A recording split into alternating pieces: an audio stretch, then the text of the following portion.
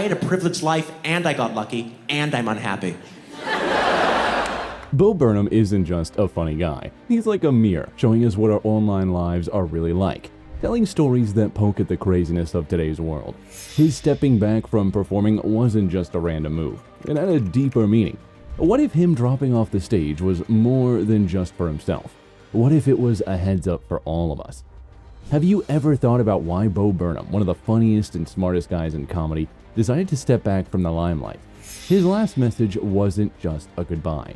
It was a pretty creepy heads up for those who noticed. Today, we're going to dig into that message, what it really means, and why it could be more important than we think. Number 1. Bo Burnham's meteoric rise. Back in 2006, Bo Burnham was just a teenager with a piano, a webcam, and a crazy sense of humor.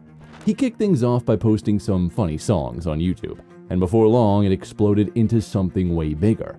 Burnham's self-deprecating humor, intellectual wordplay, and musical talent captivated millions almost overnight.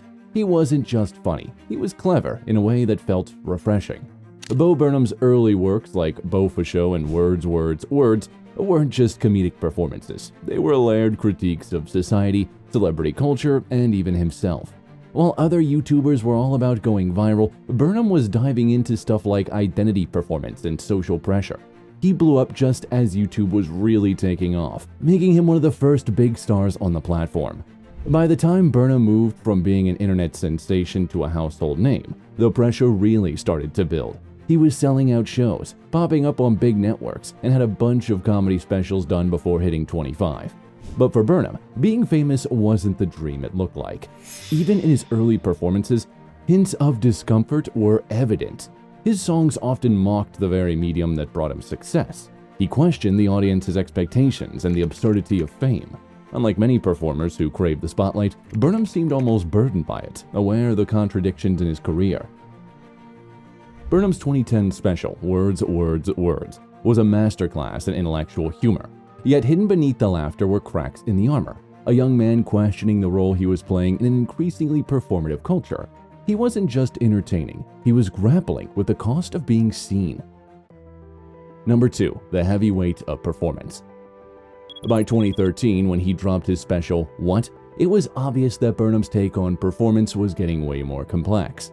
The whole thing was super well made, blending comedy, music, and some theatrical vibes into a smooth act.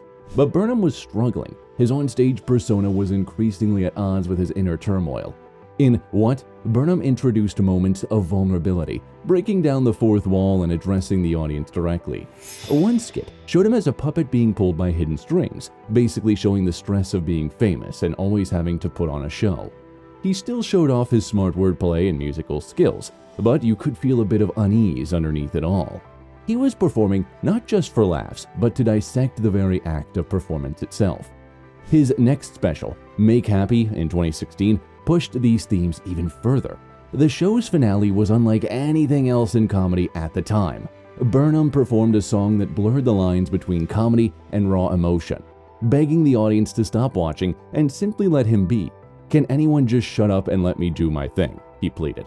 It was an eerie, self-aware cry for help wrapped in a comedic veneer.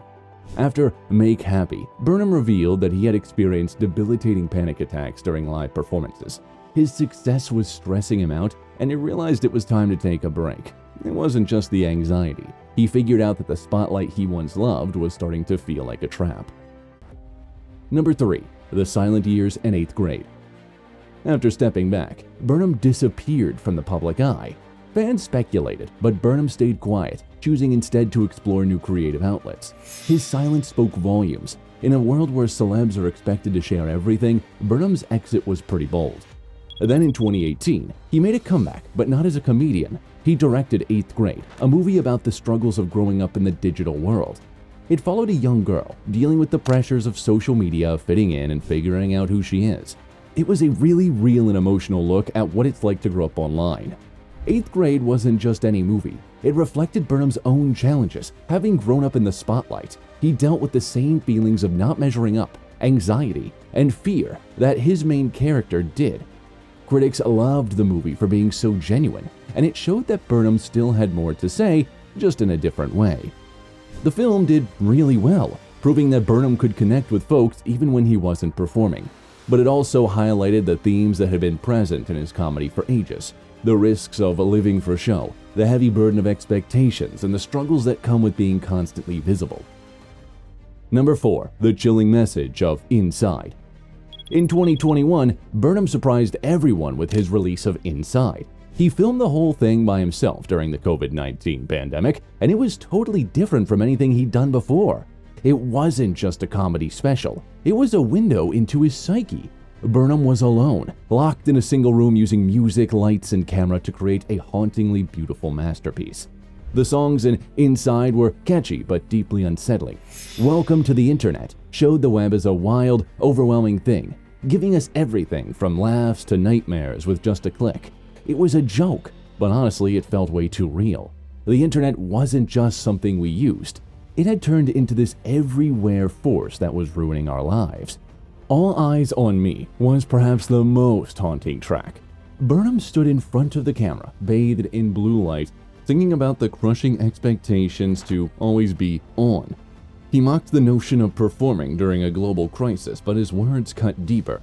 "You say the whole world's ending, honey, it already did," he sang, offering a bleak commentary on modern existence. Throughout Inside, Burnham oscillated between humor and despair. He showed us what it looks like to be trapped, not just physically during a pandemic, but mentally in the endless cycle of performance and validation. He laughed, he cried, he unraveled, all while knowing we were watching. By the end of Inside, Burnham delivered a message that felt final. His warning wasn't just about him. It was about all of us, trapped in an endless performance we can't escape. He warned us that the act of being constantly observed is exhausting, and it's eroding our humanity. Number 5. Why Bo Burnham's warning matters now more than ever. Burnham's final warning wasn't just a personal revelation.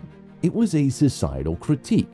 He held up a mirror to the world, showing us the dangers of living for an audience, the toll of digital overstimulation, and the mental health crisis lurking beneath it all. As we scroll through social media, share our lives online, and chase validation through likes and comments, Burnham's message feels urgent. He didn't disappear because he gave up. He disappeared because he needed to live. He's telling us straight up we need to get our humanity back before it's too late. Number 6. The Power of Silence. Bo Burnham's Legacy. Bo Burnham stepping back from the spotlight wasn't just taking a break. It was like giving a big middle finger to the constant pressure of the online world. In a place where everyone's chasing likes and views, deciding to go quiet is a bold move. Burnham's withdrawal forces us to confront uncomfortable questions. How much of our lives are we performing for others? How often do we trade authenticity for approval? Through his absence, Burnham continues to speak louder than ever. He reminds us that taking a break isn't weak. It's actually pretty strong. It's not about getting caught up in the never-ending grind. His impact isn't just comedy specials, songs, or movies he's made. It's also in the gap he left behind, pushing us to slow down, think, and ask ourselves, who are we when nobody's around? Burnham's final warning is clear. If we continue to perform without rest, we risk losing ourselves in the process. His silence is an invitation to reclaim our own. Bo Burnham disappearing wasn't just him leaving. It was a shout out to all of us. If his stuff hit home for you, take a sec to think about how you interact with the internet. Like, comment, and subscribe to keep chatting. And don't forget, sometimes taking a step back is the best thing you can do.